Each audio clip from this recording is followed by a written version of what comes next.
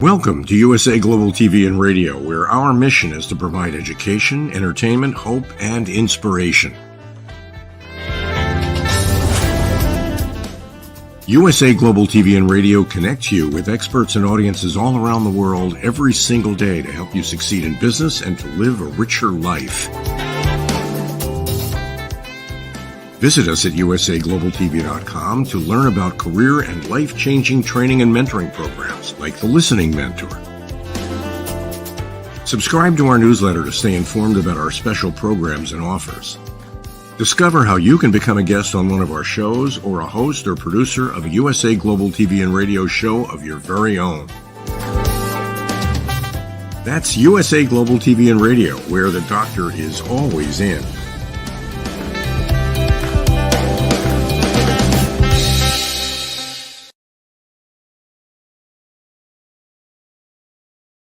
Hello, everyone, and welcome wherever you are in the world. This is USA Global TV and Radio. I'm Dr. Jacalyn Kerbeck, and our show today is Food and Our Emotions. And we are super excited to welcome back a dear friend, someone we haven't seen for a while here on our platform. Before we bring her out, let us welcome the star of our show, getting up at Dark 100 to be here. It's Mr. Red O'Laughlin. Welcome. It's almost dark 100 in this part of the world, but no, Houston, Texas actually has daylight. Well, it's good to see you, and I appreciate you being here for the show. As you know, this is a 12-part series that we're doing. It may extend further than that. We've had a lot of interest because one thing we all have in common is that we need food to keep surviving. I know you're great at giving food up for an extended period of time, but for most of us, it's something that we have to make decisions about on a regular basis. So, Red, I would love if you would share about your work as a person who is really focused on providing education and knowledge for people to make decisions that maybe they'll check with their physician or nutritionist or someone, and they'll make decisions based on what works for them. Tell us more about your work as a longevity strategist. I research the human body at the cellular level. I look for cause and effect relationships chemically. My first love was chemistry long before I ever met my wife, going on now 55 years. I was a sophomore in high school, and I took chemistry, and I fell in love with it. I got a degree in it, never got a chance to practice it because I got an invitation to Vietnam. Regardless, nowadays, that's what I do every single day. I look for things. And food is one of those interesting things. We need it, yet sometimes we abuse our bodies with it. Sometimes our bodies have ailments that don't like certain kinds of foods. When we have a certain kind of food, it tends to bring on emotional conflict, physical ailments. And that's sort of what this program's about. We begin almost all of our wisdom with awareness. And that's one of the things that I do in my Talking Head show here on the USA Global TV Radio Network is let's make people aware of things.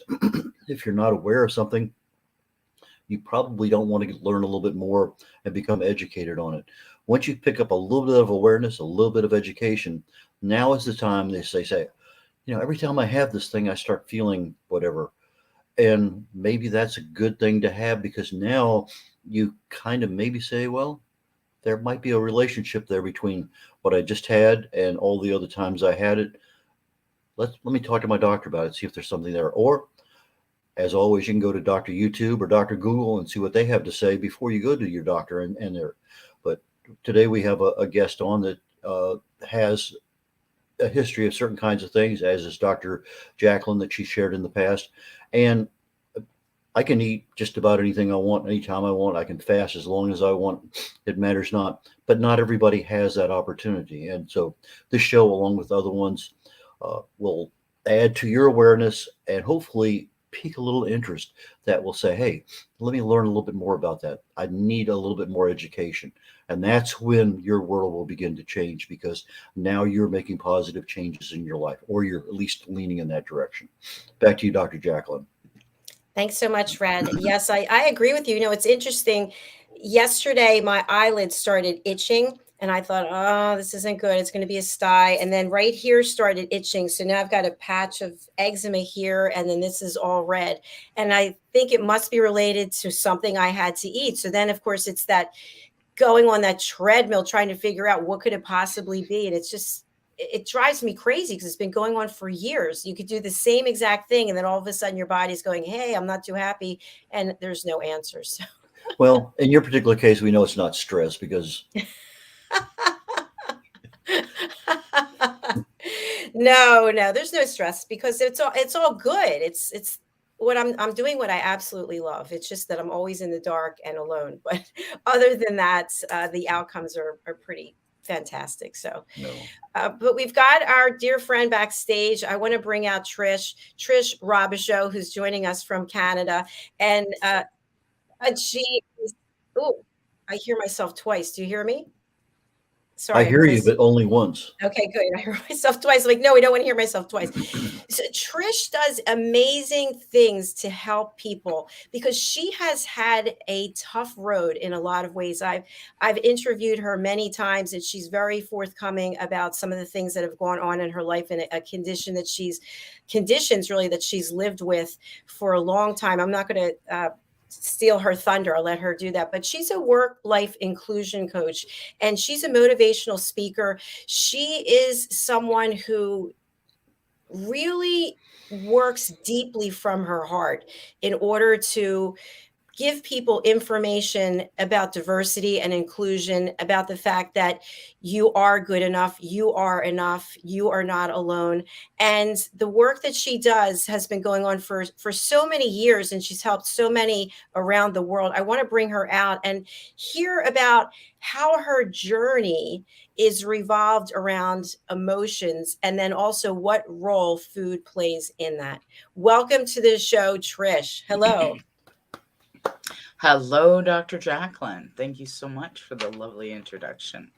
Thank you. And I love the flower in your hair. You're looking fresh as I want to say a daisy, but that's not a daisy. Yeah, it's a cutie. Somebody sent me that. Love that. Anyways, just a fun thing for today. Well, it looks nice. So, Trish, as I just mentioned, I've had the pleasure of interviewing you a number of times, and you've done a number of presentations on our platform when we had a different name for it, a Better You, I think it was. Mm-hmm. And I've always been amazed at your strength and your courage and your fortitude, because life hasn't always given you lemonade. It's been difficult in many ways, but yet you show up continuously to help share your story and help others. Tell us a little bit more. Wow. Thank you for the awesome segue there. It's been a journey. It's a roller coaster, and I love roller coasters, so that's a good thing.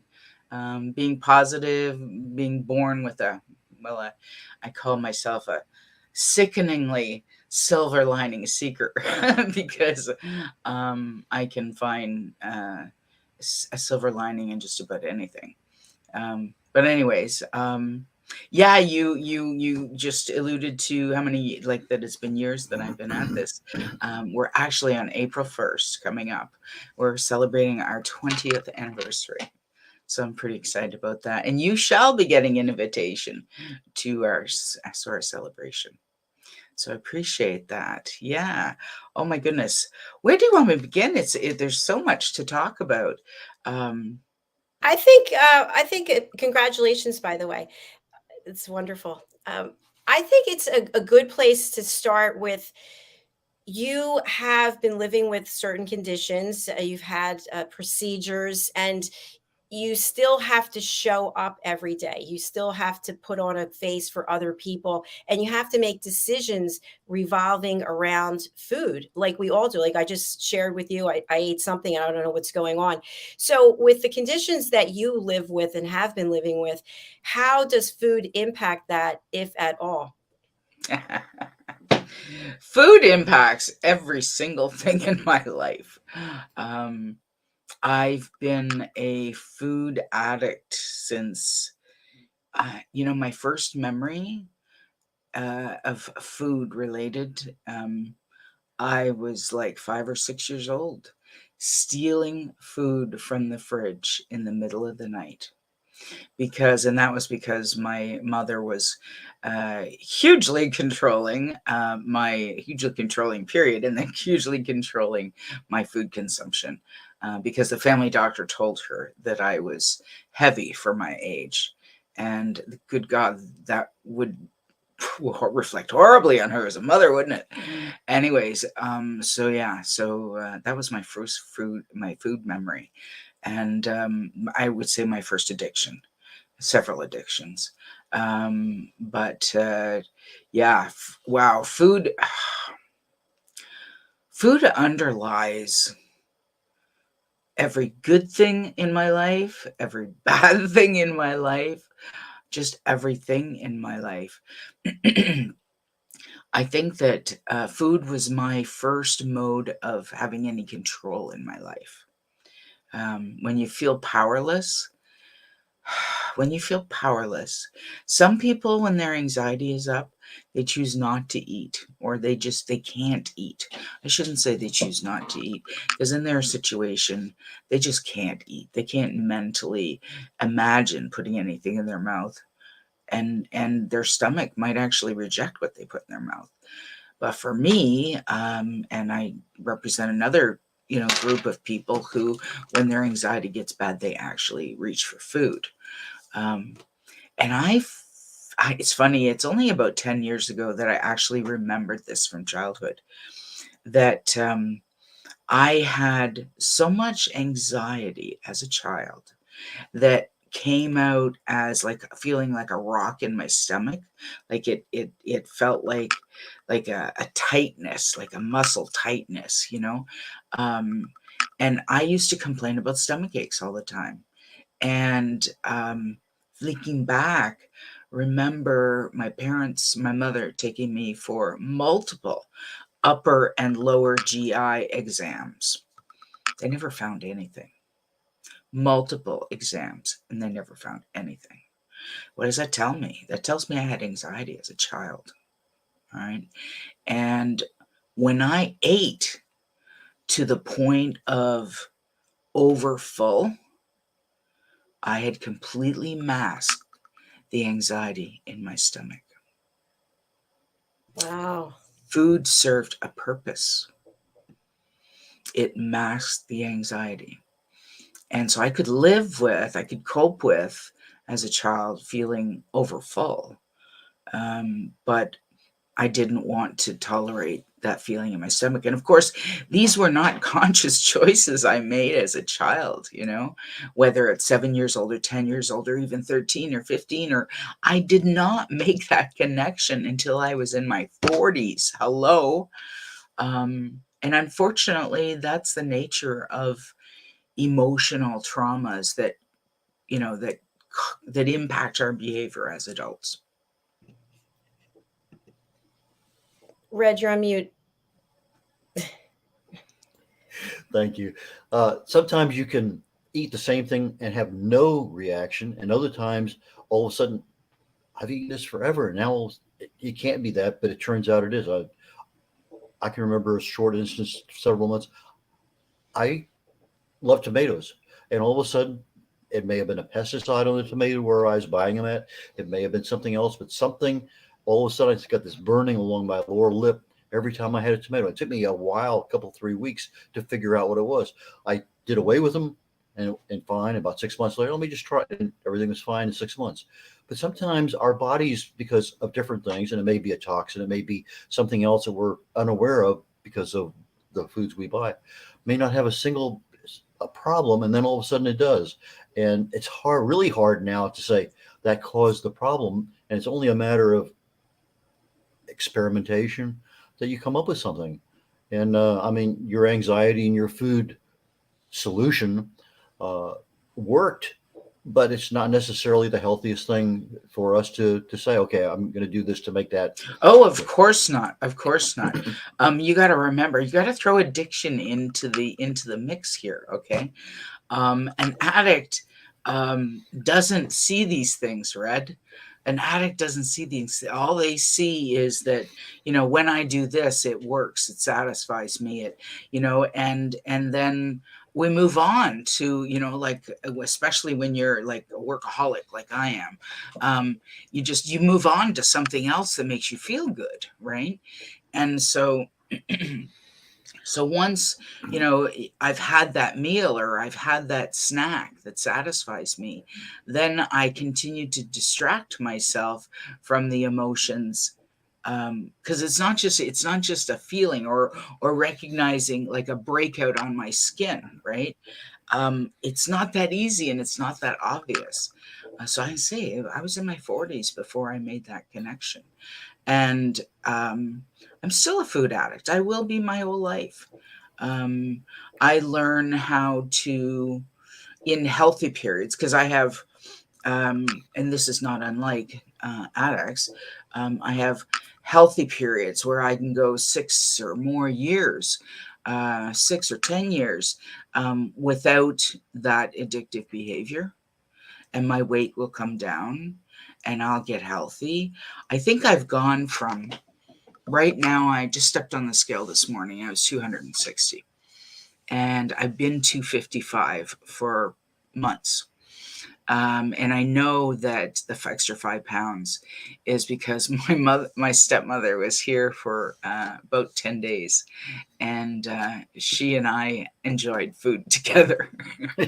we had a really good time, and yeah, it was lovely, lovely visit. Yeah. So I'll now go back to, because I'm not in addiction to me, and I know that Dr. Jacalyn has heard me say this before. To me, my food addiction is like a switch, literally. Okay, it's either on or off, and when it's off, I have no compulsion to overeat. I have no compulsion to binge eat. Okay. But when it's on, when the addiction switch is on, my food addiction switch, it's easy for me to binge eat. No problem. No problem. I might even binge a couple times a day. Right. But definitely, and yes, I notice it. And what's the word? It's like, do I try to control it? Yes, I try to control it, but I'm gonna be 60 in a few weeks, okay? And I have spent many, many years trying to control it. And usually when I try to control it, I'll need more, okay? And because there's some part of me that resists authority or something, I don't know.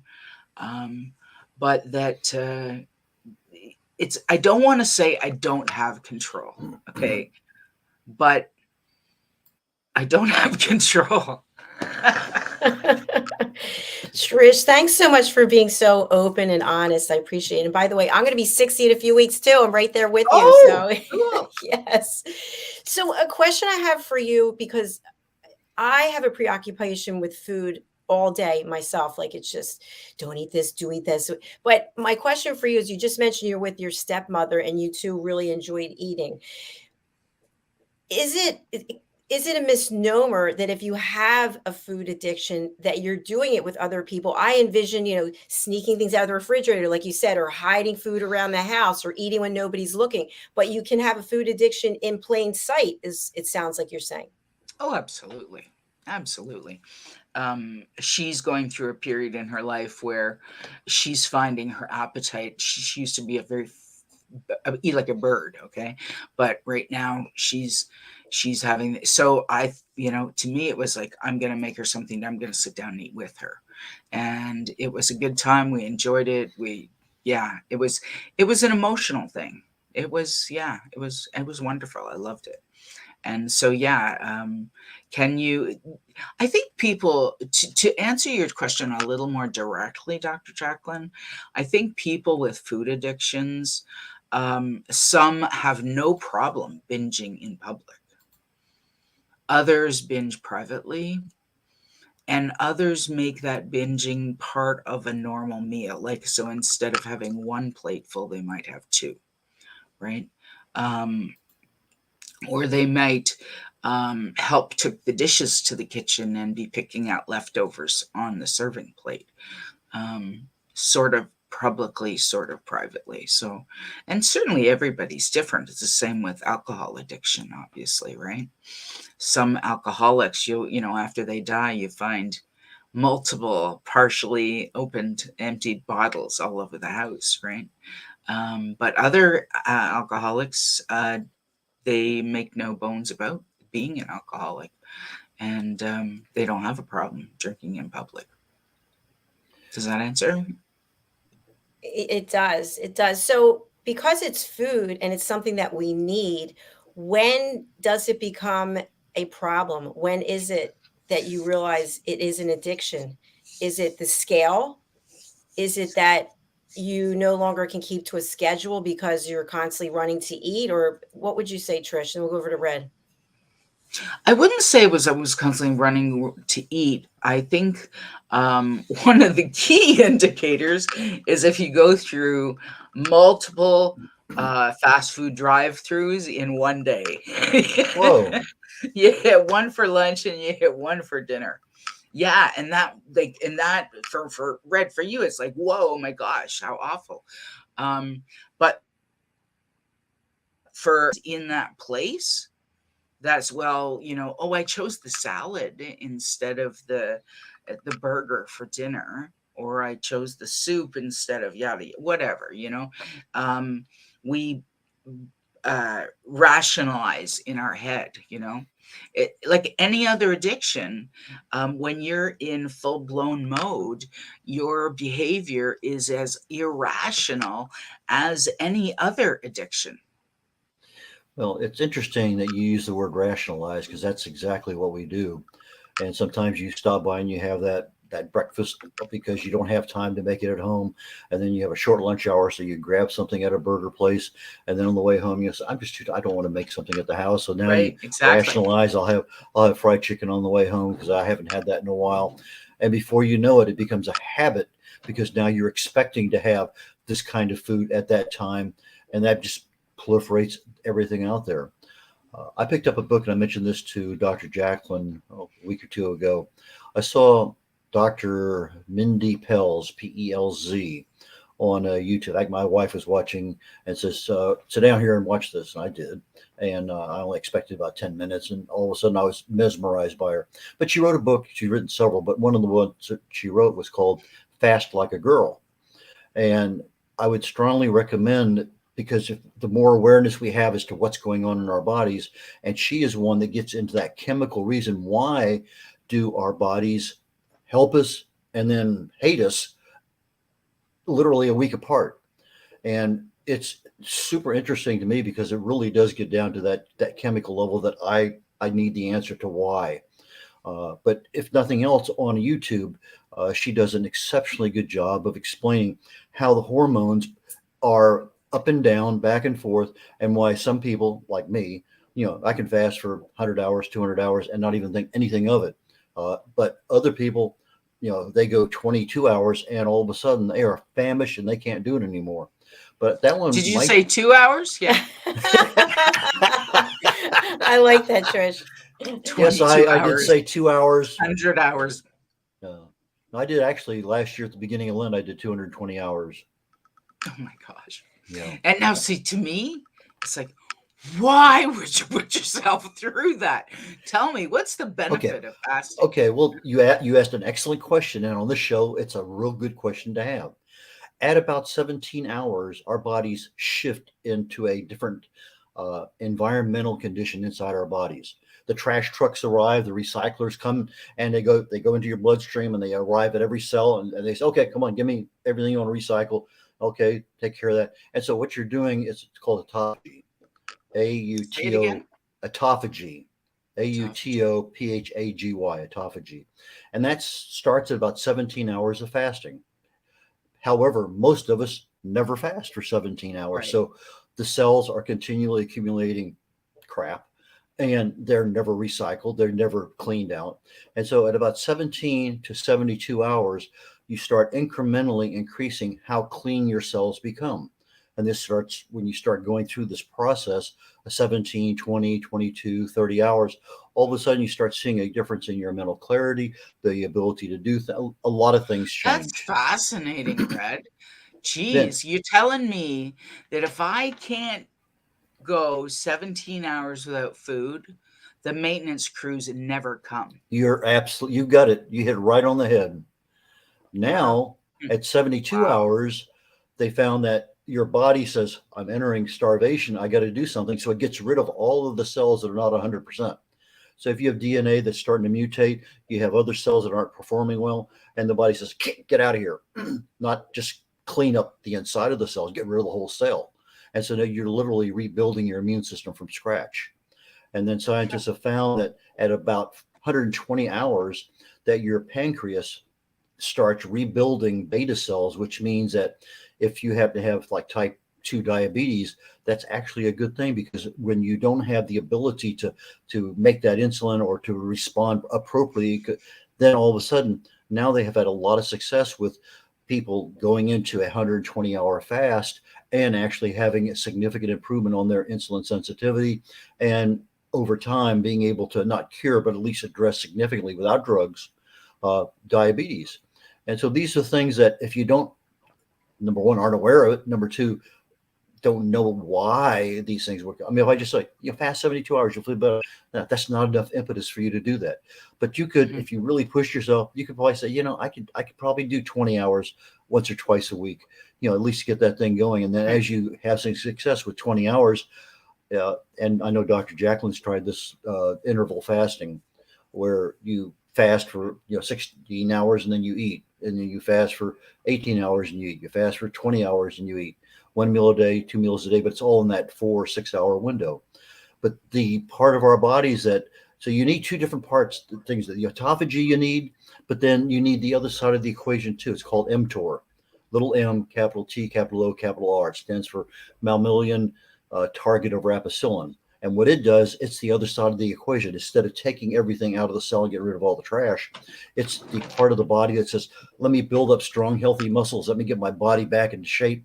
And so you need a little bit of that to go for the building and for the health. Then you also need, let's get rid of all the trash. So you need the cycles, but if you're constantly living in one or the other, I mean, it's not healthy to never eat, because then you're going to waste away, but it's also not healthy to eat 6 meals a day and never ever get into the trash collection recycling mode. Interesting you should mention 6 meals a day. And my dietitian, my cardiologist, they recommend like 5 small meals a day. The reason I don't like that is your body never has a chance to recuperate. If you're constantly, especially if you're a diabetic, you're constantly putting insulin in, it's responding. You're never giving your liver a chance to get everything out. It's just, you're sabotaging your health, because, well, it sort of makes sense. I kind of keep it a plateau, but your body doesn't like plateaus. It likes that long, you get into ketosis, and all of a sudden the mitochondria in your cells start, oh, hey, this is great. Well, I wish you'd do this more often. And, so you're not getting into the cellular level of the health in your body. And so every time you start doing that extra, let me just have a snack, because my cardiologist says, I need, it's not necessarily the healthy, and nutritionists do this because that's all the training they have. So how do you feel about ketosis? Is that something that's positive? Oh, absolutely. It's positive. Your brain loves it. If your brain needs glucose, it will make it. I mean, our bodies, if we don't have carbohydrates in it, it'll take muscle, it'll take fat, it'll make carbohydrates out of whatever it needs. Yeah. But when you're looking at a preferred fuel for the body, ketones are a preferred fuel, but that's not the way we live. The way we lived, 1,000 years ago, much different, because we didn't have access to everything. We didn't have access to a lot of refined carbohydrates. So we're eating meat and fat most of the time. Sometimes you had carbohydrates in the form of maybe bread, maybe the vegetables you had, maybe the fruits you had, the starchy potatoes and things like that. But in reality, most of what we ate was protein and fat way back then. And that's the way our bodies were designed. And so you live in that. I can tell you, sorry to interrupt, but I can tell you that the last time I lost any significant amount of weight, I lost 70 pounds. I think that was about 5 years ago, just about before the COVID started. And it was on the keto diet. And I started eventually I was craving clean food. Like I would no longer, like, I didn't want somebody to cook me a meal or cook a meal. I wanted somebody to assemble a meal. I didn't I was leaning towards, naturally leaning towards proteins and and fat instead of carbs. But yeah, I fell off that diet, and it's a very strict diet. I was really surprised actually that I was so successful with it, because of my history with restriction. I hugely push back against restriction. And so I was really surprised that I was able to stay on keto for as long as I did. It was about 9 months or a year. And yeah, I was, wow, I was leaner than I've been in a long time. But yeah, and I totally respect, Red, your education and your experience and your wisdom on the chemical and biochemical changes and what that whole thing about, once we get to 17 hours of fasting, that's when they come for the blue boxes and the green boxes and the garbage, right? And I know that if I don't put those boxes out and they're going to accumulate in my house, okay, that is kind of scary. It definitely works for me. That's the one thing I'm going to take away from this conversation today. I appreciate that, Red. But at the same time, I got to flip over to, dude, I want to say you have never experienced addiction, I'm sure. And I'm thinking, like, somewhere in that biochemical, like the whole emotional conversation flips that all on its edge, okay? Because when there's an emotional issue, we don't give a shit about all that stuff. You're absolutely correct. There's no doubt about it. But sometimes because of our nutritional intake, we cause things to happen. Vitamin B1 deficiency, vitamin B2, they actually bring on anxiety and depression. It's one of those things that are there. We don't even realize, I'm concentrating on candy or bread or whatever it is. We're not getting the B vitamins we need, or we're really Right. deficient in magnesium. And so some of those things we're deficient in are actually helping our addiction because we need that solution. The big problem that I found with Self-perpetuating. oh, absolutely. But the big problem I found with ketosis is too much of a good thing has a problem. I was on the Atkins diet for about 6 years. I loved it. I was less than 10 grams of carbs a day. I didn't think there was anything better. There was a couple of issues that I had with endurance. I couldn't run 6-8 miles almost every day like I was doing back then. I could get 2 and I'd be out of gas. But the big thing I found was after I got off of it, I came back to the States. I was living in Germany the last couple of years. And part of my problem, I'd never had a bone density test. I said, okay, let me try it. And all of a sudden I found out it was osteopenia. And I said, that can't be right. And so why? Because I'd been lifting weights for decades. I've been running for decades. I figured I had as strong bones as possible. Well, it turns out that when you eat calcium, and if you don't have magnesium, the calcium ends up in the toilet. Right. No benefit. So just drinking milk doesn't get calcium into your blood. But if you have magnesium, now at least you have a chance of getting it into your bloodstream. So it is leaving the stomach and it passes through the duodenum. It's extracted if you have enough vitamin D. And vitamin D is one of those things a lot of people don't have. So if you don't have enough vitamin D, all of a sudden now the calcium's in the toilet. But if it happens to have enough vitamin D, now you get it into your bloodstream. Now you have another problem, because if you don't have enough vitamin K2, it's going to go to your heart valves and arteries as plaque, or it's going to go to your bones. Okay, so now you get it into your bones, but that's a hard part to get there. But now it's even harder to keep it there because of your food choices. Your body's either going to be alkaline or acidic.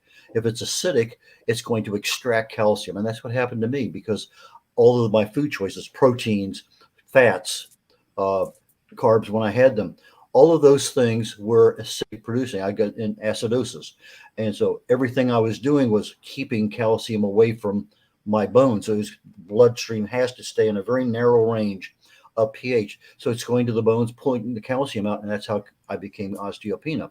And so I didn't know that. So if somebody who's in ketosis and loving it, they periodically need to say, hey, I need more greens. I need more this. I need more that.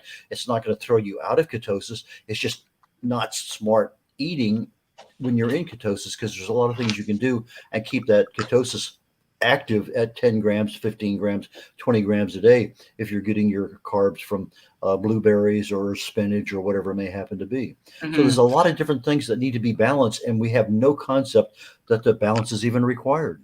I'm hearing you, and what I'm hearing you is, if I am a keto diet lover, warning, you must have a bone density test once in a while. Yes, and you That's what also I'm need hearing. to periodically assess. I can't just live on meat and fat and bacon and butter. I need some of those leafy green vegetables. I need some of those strawberries, blueberries, Right. raspberries, because you need the polyphenols. You need some of the other stuff there. So yes, a bone density test might be a really good thing to have every so often. I've recommended to Dr. Jacalyn, a C-reactive protein is one of the best blood tests you can get. It tells you instantly what the inflammatory level of your body is. You want it as close to zero as possible, because inflammation starts at the cellular level with chronic low level inflammation. And if you allow it to happen over time, it becomes oxidative stress, becomes mutations, becomes, anything. And, we're almost here toward the end of the show, and we never even got into MS, which is one of the ones I was expecting you to bring up, because that's one that really goes topsy turvy with food selections and things. I have a daughter-in-law with MS that, fortunately, they found some really good drugs, some newer stuff that's really keeping her nice and level. But I can remember a lot of occasions where, the food options, selections, choices, whatever, can really cause an inflammatory. And Dr. Jacalyn knows this. You eat the wrong kind of foods, you have something wrong, especially when you have a autoimmune disease. It just goes crazy. I'd love to get a word in here. Trish, you were sharing about how you had lost that weight, that 70 pounds. And I'm just wondering, how did you feel about it emotionally? And when you started putting the weight on, how did that change? Because our emotions are all tied up. You had this goal maybe, and you reached the goal, and then what? It's kind of like, what's the point? I know that's how I feel about it with food, but tell us how you felt. It was exciting when the weight was falling off, because I have to say it like that, because on keto, it can feel like it's falling off. Um, and the great thing about it is, when it fell off in the areas that I really wanted it to fall off. And I've always been much larger in the hips than in the bust. And so my hips are wider than my waist. Well, of course, but I mean, my waist is smaller than for my hip size. Anyways, but it fell off my hips. So now my shape is exactly that it needs to be to buy clothes in the store. So that was really cool. My confidence went through the roof. But obviously, I managed to lose weight, but I wasn't changing. I thought I was changing my behavior, but why it didn't stick, I can't even tell. I can tell you that yes, there were stresses in my life. Um, and when it started coming on, I still remember a conversation I had one day with my brother, and I said, I've put some weight back on, and I have two choices. I can either redouble my efforts, and there's an amount of force involved there, which is counter to my soul. So I can either redouble my efforts to get the weight back off, or I can buy some larger clothes. And he said, which are you going to do? And I said, I'll probably buy some larger clothes. And that's what I did. And how did I feel about that emotionally when I started putting the weight back on? It started climbing back. And I never did go back to what I was. So I'm down like 10 pounds actually, I'm 40 pounds down from my highest. My highest weight was 299. I have lost a significant amount of weight. I'm going to say probably about 5 or 6 times in my life. And so as the weight's coming back on, my brain is going back to that rationalization word, right? Sorry, Red. As the weight's coming back on, my brain is going, I can take it off again. I've done it before. That's it. Honestly, I just talk myself through that. Trish, the one thing I don't hear from you, and I'm wondering, does it even exist? Is there a time with the food, with the weight loss, weight gain, et cetera, where you actually said, okay, I love myself, I'm happy? Oh, yeah. Yeah, I've said that at my largest weight. No, actually, let me take that back. Probably not when I was about 300, because when I was at 300, I think it was in my 30s, and it was like right after the MS diagnosis, and I didn't love myself very much back then. And I certainly still have days where I'm not loving myself. But I think for most of the time nowadays, I'm good there. I'm good there. I when I look in the mirror, I see that I'm pretty. I see that I have beautiful eyes. I see that I have a nice smile. I know for certain that heavy or lean or heavy, I know that I put out a really positive energy to people, and I love that about myself. That's Self-confidence. fantastic. Thank you. I think a lot of people, they don't emotionally adjust when they go on a diet. They're on a diet because they know it's temporary. I'm on ketosis. Hey, it's working. But they don't take that emotional switch and say, hey, for me to stay here, I need to say this is a lifestyle. This is not a temporary thing that I'm doing. I have to adjust and say, this is me for the rest of my life. I mean, whether you have any kind of syndrome or whatever else, you have to adopt a new lifestyle because you can no longer have dairy or no longer have this kind of food because you know that it inflames you.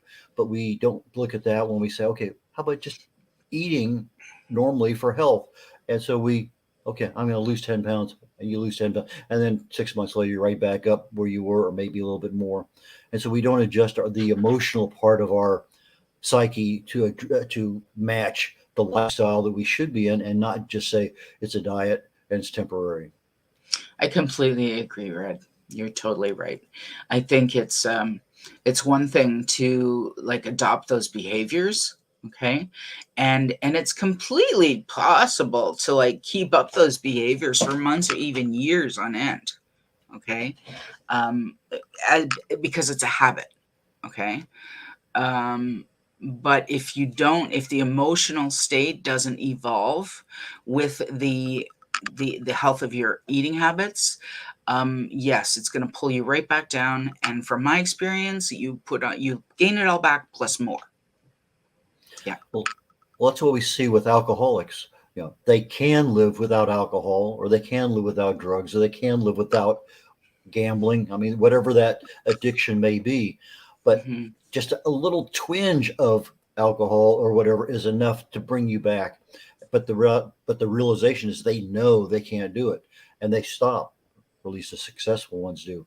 But when we think, well, that I just have half a piece of cake, it doesn't. We don't align our brains the same way.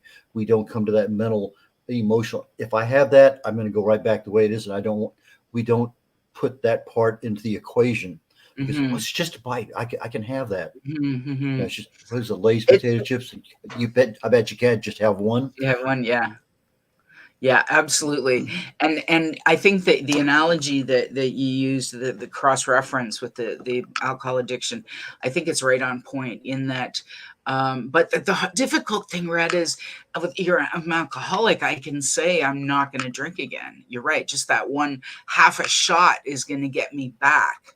On the dirt road, off the wagon, so to speak, right? But you can't quit eating. So learning to control the eating, and healthy, reasonable eating, that's the lesson that we have to, and that, yes, maybe that half a piece of cake might not be the old you, but that half a piece of cake might have enough sugar in it to trigger your sugar, dare I say again, addiction. Okay. Because some people are addicted to sugar, just sugar. Okay. And it might be half a piece of cake might be just enough to like get your body craving sugar again. Because I can tell you from experience that the longer you go without sugar, the less you think about it. Okay. I've been there. I went a whole year without sugar in Overeaters Anonymous one year. But you just said something right there, the anonymous. The alcoholics have an anonymous, an accountability group. We don't have that. Yeah, you do have overeaters. You do have, but it's not quite the same thing when you're just trying to do it by yourself. I'm 10, 20 pounds, 30 pounds over. You're not thinking in the same mindset as somebody with a severe addiction that needs that accountability to keep a constant reminder that, anyway. You're right. Totally. It's accountability that's missing. And that's why, groups like, WW and Jenny Craig and whatever, that's why for some people they really work. And I honestly, I did Nutrisystem many years ago, and that was one of my significant weight loss periods. And but it was, we're eating their food. So I wasn't learning. Even if I was learning the emotional part, I wasn't learning the practical part in terms of how to prepare a healthy meal because I was eating their food, right? So as soon as I went off their food, then it started climbing back on again. That's how it worked. So you got to get all those elements in the right place. Sorry, go ahead. Yeah, no, I was going to say, what I'm hearing in our discussion today, I'm hearing the logical, the rational, and then the highly emotional. But I know with myself, I'm torturing myself every single day because I think I'm supposed to look a certain way and I'm not supposed to have fat where it is. And it's when we torture ourselves constantly, gaining weight, losing weight, what are we doing to ourselves from another perspective, from a peace of mind? If we have peace of mind and just say, okay, so maybe I'm a few pounds over. Now, if it's a big, if it's a large number where it's going to affect your heart and other things, that's a different case. But the endless, I've got to lose weight. It just seems to me in my own body that I'm not doing myself any good, yet I can't stop from that voice that keeps telling me every day. Does that make sense? It makes sense to me, actually. You're right. The distinction between somebody who's 50 or more pounds overweight and somebody who's like 10 or 20 pounds overweight, big difference. Okay. As far as I'm concerned, you're 10 or 20 pounds overweight. That's your personal choice. And if looking in the mirror every day, Dr. Jacalyn, if it impacts you emotionally, to me, that's like a chronic stress. And chronic stress equates like it's toxic, chronic stress, and can eventually cause illness, right? Because emotional trauma that we constantly repress or ignore will eventually manifest physically. There's no doubt, no question about that. Or even though doctors may not equate the connection between the mind and the body, I certainly do, because I've seen it in myself personally. Honestly, I think in your situation, Dr. Jacalyn, if you're constantly judging yourself by that 10 pounds or that 5 pounds, that is the equivalent of the ocean eroding stone. That makes sense. Over time, that stone is your self-image and your confidence. All right. And the waves washing upon the shore or washing upon that stone cliff, that's the equivalent of your self-judgment. Yeah, no, I agree with you. And it's probably about 4 pounds, believe it or not, but it's what you're supposed to, it's what society shows that you're supposed to look like, that you've carried with you since you were a child, or what your your father might have said to you, whatever it might be. And then you're almost 60 years old and you're still with that same Yeah, voice. So, I hear you. yeah. So Trish, thank you for that. I'd love to have you share a little bit about the work that you do also, because I know you have a special offer for people as well. We didn't get into that, so we'll have to have you come back. But tell people a little bit about your work. I get to work with entrepreneurs with disabilities or some kind of health condition. Usually, often it's some kind of mental health issue. Um, and most of my clients are struggling to build a stable income. All right. So I help them with strategies for multiple streams of income and specialty areas so that they can stabilize their income. So that, and the miracle best part is I teach them how to build a virtual team, because that is the key to having a stable business when your health is rocking the boat. Yeah. And that's what I do. Thanks, Walk them Trish. through, handhold along the way. Tell us about the offer that you have. We have it up here on the screen. 25% off anything, my fees, my coaching program. We have I just want a 20-year anniversary coming up. We're having a big party, virtual party on April 5th. Starting the week after, we have a new coaching program launch called Lighten Up. And it is all about building a stable income through building a team and lightening the load on your shoulders and lightening your mood and lightening the stress level in your life. Anyway, 25% off any of my products or services. If you And how mention do this people show, find them? go to trishrobichaud.com. Yeah, trishrobichaud.com. And for those people on the audio part of this USA Global TV and Radio Network, that's Trish, Trish, Robichaud, ROBICHAUD.com. Thank you, Red. Thanks so much. Trish, will you come back and join us again? Absolutely. All right, fantastic. Thank you for being here and for sharing part of your story. Your story is a very interesting journey. We didn't get to. There's not enough time. I mean, we only have so much time. But please come back and we'll delve a little bit further if that's all right. Yeah, we Awesome. really didn't get into the real Trish Robichaud at all today. We started, but there's so much there that we just didn't have time. So yeah, I would love to have you come back. Thanks. Food takes up the conversation today. It was all about the food, right? It wasn't about the MS or the bipolar or the heart disease or anything like that. Yeah. Yeah. Thank you for and having every me. day we have to make decisions about food, and it's torturous in some ways, because we have what Red's sharing, which makes a lot of sense. It's like, do the fasting, eat the foods that are natural, but yet we don't have the time, or emotionally we're craving something, and that's going to fill that void for that moment. That's what it is about the old hole. Everybody's got the hole we have to fill, no matter what it is. Big little vortex, sucking the bad stuff in.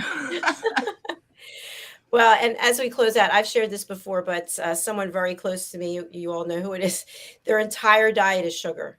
It's mind-blowing to me that for decades someone can eat as much sugar as they eat, and you go to the doctor and the doctor's like, yeah, you're physically fine. So I guess it just depends on the individual. Absolutely. You got one person who drinks beer all day long and somebody who drinks whiskey all day long. The person with beer ends up having liver problems. The one with whiskey doesn't have any problem. The one with beer, they're not too happy about that. Well, thank you again, Trish, for being here, and we look forward to having you back again. Awesome. I look forward to it as well. Bye for now. Bye-bye. Bye. Red, so much great information shared here today by Trish and also by you. And I really appreciate that, because that's what we're here for, to provide education to people. So a quick question I have for you. You share with us about the number of hours that you've fasted, and I know that you're living a clean life. Have you ever fallen off the wagon and gone like just crazy with food? Yes, I have more often than you would think, but I try not to stay on that craziness too long because at some point in time, yes, that potato chip bag is empty and there's no more potato chips to pig out on. But yes, and stress is in our lives. And when we're stressed, we want to go to that comfort zone. We want to go where we feel good. And whether it's alcohol or sugar or pastries, bread, butter, just so many different things in there that hits our taste buds. We feel better. Another one of those, I'd feel even better.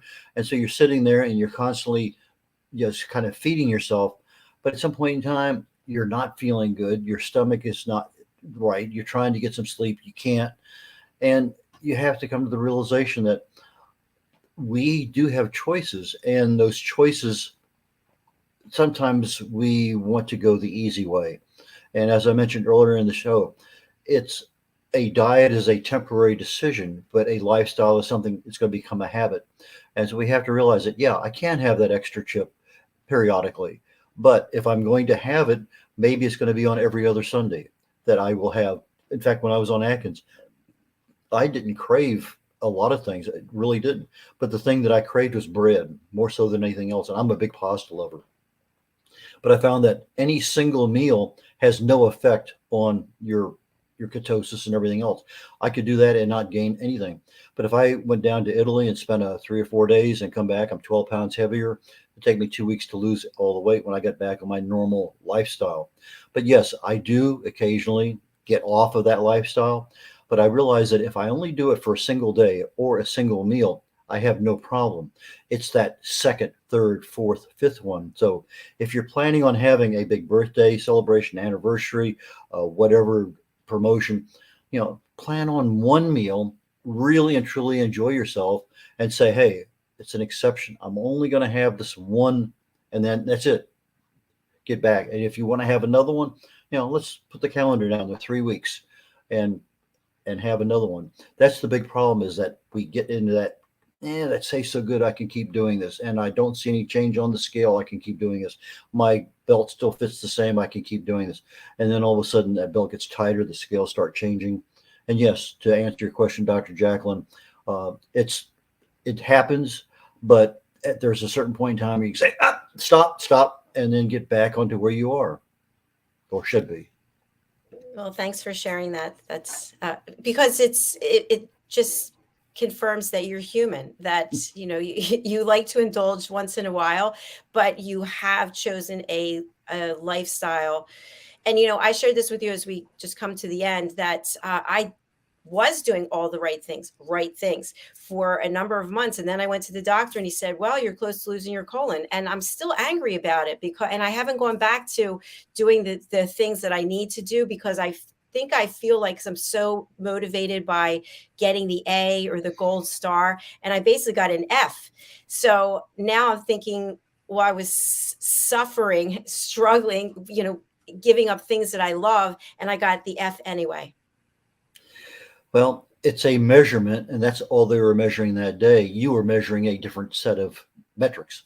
Your metrics were visual, were other things.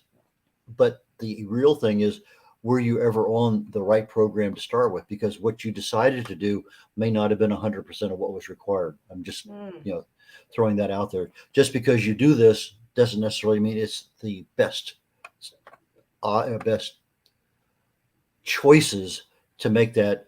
You may have been at a 20% level of doing the right things instead of at a 70% level of doing the right things. That makes sense. Because sometimes we sabotage ourselves with the stress in our lives, which we joke at here, but there's a lot of stress that we just are not willing to recognize, and we go day to day to day, and that stress has got to come out sometime, and it usually comes out in not being able to see things appropriately, brain fog, overeating on occasion, over exercising on occasion. It doesn't matter what the thing is. We're not in that stable mode that we should be in because of stress.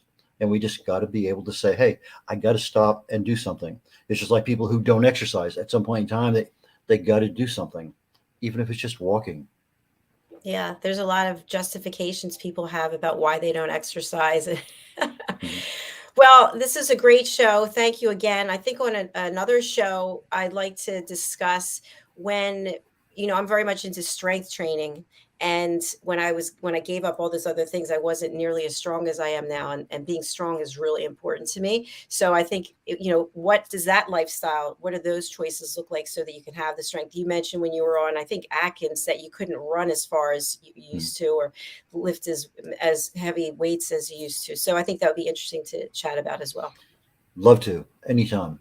All right, fantastic. So how can people reach out to you, Red, and what are the services that you provide? I'm a writer, I'm an author, I'm a speaker. I also publish books for people. If you're interested in writing a book, you're interested in getting a book that you've already written published, please talk to me. I'm easily found at redolaughlin.com. That's red like the color, R-E-D. Last name O'Laughlin, OLAUGHLIN.com. There in my banner is my contact information. My preferred methods of contact are phone. Just give me a call, voicemail, whatever, or catch me on email. Those are the two best ways to reach me. And back to you, Dr. Jacalyn. All right. Thank you so much, Red. Before you go, we do have another book that is available from our children's series, and it's currently number 42 in the environment category. And I would love for people to pre-order. It's only 99 cents. Can you please help us get to the number one Amazon new release?